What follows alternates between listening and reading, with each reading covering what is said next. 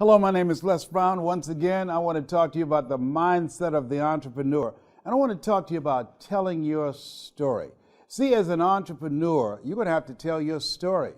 Every time that I speak as an entrepreneur, I have to tell my story. And why is that important? Because people do business with people they know, like, and trust. So when you tell your story, people get a chance to know you. I was talking to a friend of mine today, and she's going to give a presentation in Jamaica. So I said, tell me your story. So she said, well, I was an assistant principal for 25 years. And I said, and what do you do now? She said, well, I've retired and I'm refired. I said, what do you mean by that? She said, well, I retired from being an assistant principal, but to me, retirement means fading away. So now I'm an author, I'm a speaker, I teach people how to put together travel packages. I'm a travel agent, and I help people to begin to add more adventure to their lives. I said, very good.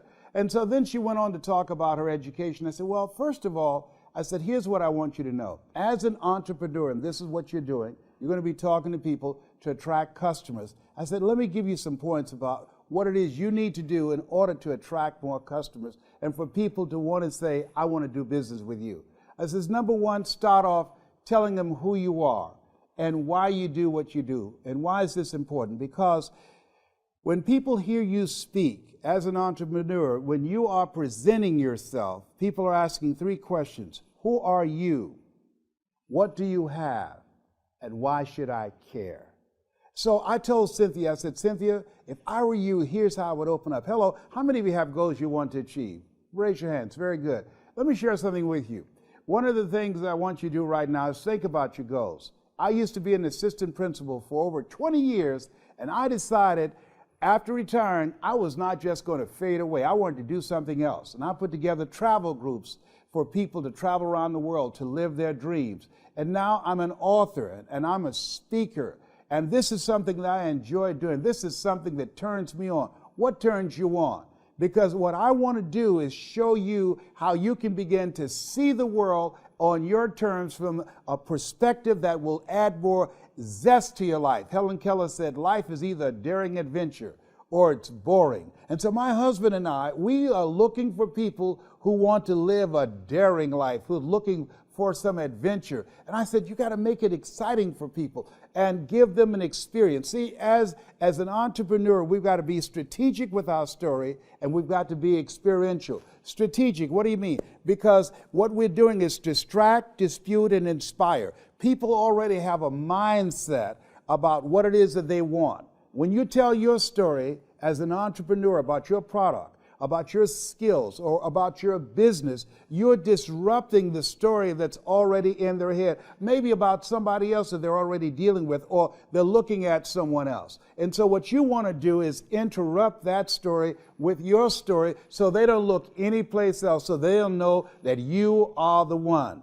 And through your presentation, you dismantle their belief system and begin to encourage them in the process of your presentation to create a thirst for you, for what it is you do. There's no saying you can take a horse to the water, you can't make him drink. However, through telling your story strategically and experientially, that you will begin to not only expand their minds about the possibilities about what it is you provide, but you create a thirst for what it is that you provide, where they want to. That's what you want to create, the want to, where they want to do business with you. I never forget, I was going to hire a guy to be my CPA, and at the door when he greeted me, he shook my hand, and the way he turned and walked down the hall, he said, I'm excited about how we're going to take your business to the next level. He had already closed me. We hadn't even pulled out the contract yet, but there was a mindset and a spirit of, I got you, buddy. You're up in my space right now.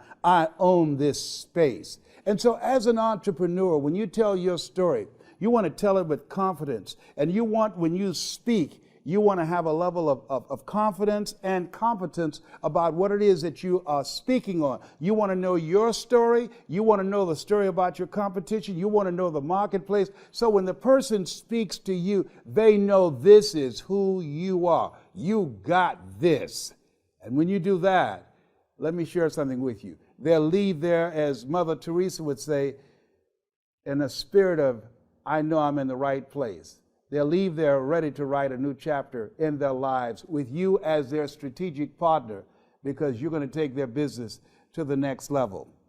Your story is important. One of the things that I love most about dealing with technology and Kajabi and telling a story, that what it took me years to do, it take you a fraction of that time. Now, getting started, looking for ways in which you can take your game to the next level, being unstoppable and relentless, looking for ways in which you can win, how you can snatch victories from the jaws of defeat, being the kind of person that's always looking for ways in which you can push the envelope on yourself. That's the name of the game today. And this era, what the late Peter Drucker calls the era of the 3 C's: accelerated change, overwhelming complexity, and tremendous competition. You got to run just to stand still. If you're serious about winning, you're going to be looking for ways in which you can study and know your customers extremely well, and begin to look at how is it that you can provide the kind of service that make you stand out in their minds. I'm reminded of a woman who became a dominant voice in her industry, and she was asked the question, what is it that you can point to that allows you to become successful? And she said, it's not our intention to please our customers or to satisfy our customers. Our intention is to amaze them. See, when you are looking at your customers and looking for ways in which you can amaze them with your story, with your expertise, with your knowledge, with your follow-through, with the quality of the service that you provide, that's how customers vote with their dollars, because of the service that you provide and because of your keeping your word. They did a study to find out, what does customer service mean to the average person? And they said, reliability. Can we count on you? Will you keep your word? Will you operate with integrity? Will you honor your word as yourself? Can we count on you? You have something special.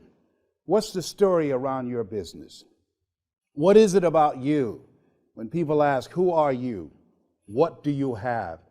And why should I care? What is it about you and how you present yourself that will cause them to say, I want to do business with you. I've been looking for you.